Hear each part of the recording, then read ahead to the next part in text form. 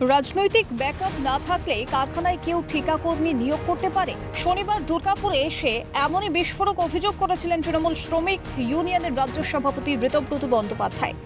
দুজনের বিরুদ্ধে নিয়োগে বেনিয়ম নিয়ে থানায় লিখিত অভিযোগও দায়ের হয়েছিল। সেই ঘটনার 24 ঘন্টাও কাটেনি। এবার দুর্গাপুরে খোদ দলেরই কর্মীর কাছ থেকেই তোলাবাজির অভিযোগ খোদ তৃণমূল শ্রমিক নেতার বিরুদ্ধে।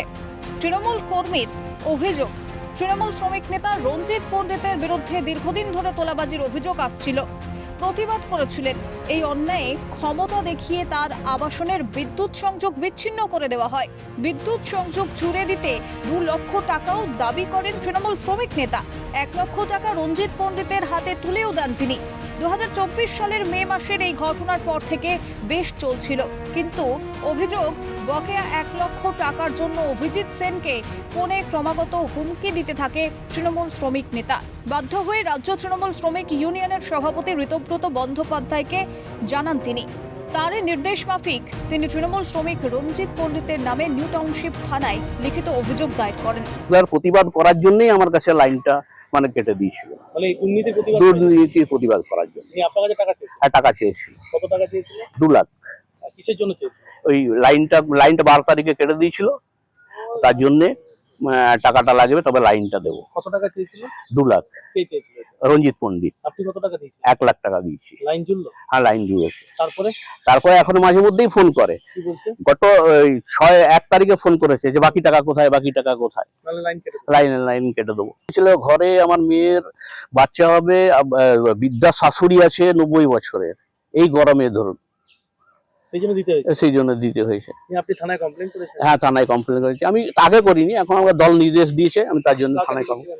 আমরা স্টেট প্রেসিডেন্টের কাছে গেছি। হ্যাঁ, তৃণমূলই করে, তৃণমূলের বিরুদ্ধে, তৃণমূলের হয়েই আমাদের সঙ্গে এরকম করছে, তোলা চাইছে। কতটা লজ্জা লাগে?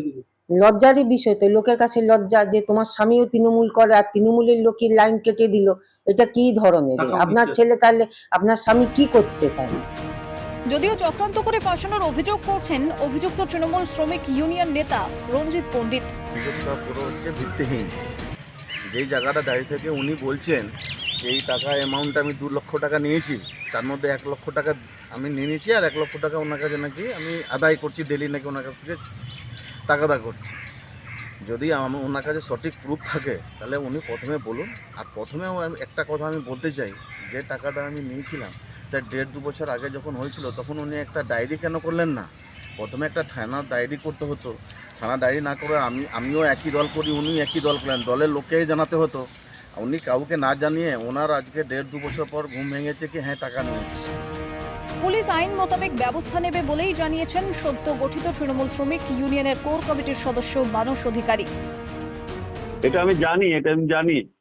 না, এক্ষেত্রে আমার কিছু বলার নেই। ওই অভিজিৎ বাবু ঋতব্রত দাকে ব্যাপারটা জানিয়েছেন ডিটেলসে, ঠিক আছে?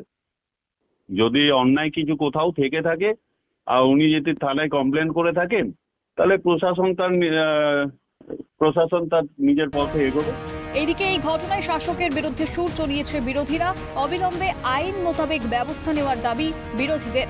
তৃণমূল আর দুর্নীতি দুটো হচ্ছে সমার্থক শব্দ, একে অপরের থেকে আলাদা নয়। এখন হচ্ছে যিনি দায়িত্বে ছিলেন তিনি ইন্ডাস্ট্রি থেকে শুরু করে কলোনি থেকে শুরু করে সবটার কন্ট্রোল নিতে চান। এর কারণ হচ্ছে একটাই, এদের মাথায় যে বসে আছে আসানসোলের নেতা, দুর্গাপুরের নেতা, বোর্ড অফ অ্যাডমিনিস্ট্রেটরের মেম্বার, তারা সব এর সাথে রিলেটেড। তৃণমূল কংগ্রেস যবে থেকে ক্ষমতায় এসেছে, এই তৃণমূল কংগ্রেস আর তোলা এই সমার্থক শব্দ হয়ে গেছে পশ্চিমবঙ্গের মানুষের কাছে। এই তৃণমূল কংগ্রেস আর তোলা আলাদা কোনো বিষয় নয়। পশ্চিমবঙ্গে চাকরি পেতে গেলে আপনাকে তোলা দিতে হবে, পশ্চিমবঙ্গে আবাস যোজনার বাড়ি চাইলে আপনাকে তোলা দিতে হবে। এখন ইলেকট্রিসিটি লাইন কাটা গেলেও সে আপনি তৃণমূল কংগ্রেস করতে পারেন, আপনাকে তোলা দিতে হবে, নইলে আপনার লাইন থাকবে না।